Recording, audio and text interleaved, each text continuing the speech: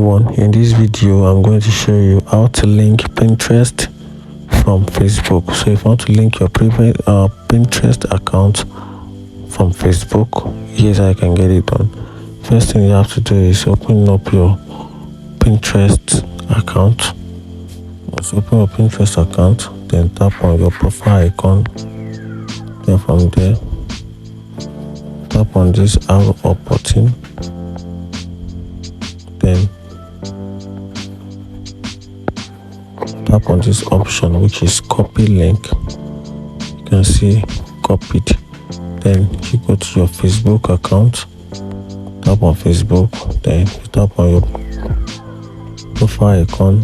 Once you tap on it, then tap on edit profile, then scroll the way down, then tap on edit your account info. Tap on it, then scroll down a little, then tap on this option which is add social link. Then tap on add social link, tap on platform, then you scroll down a little, then tap on Pinterest, then paste in your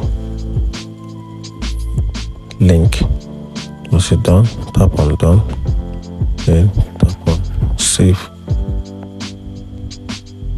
And that's it right here. If you find the video helpful, like and follow for more. Thank you.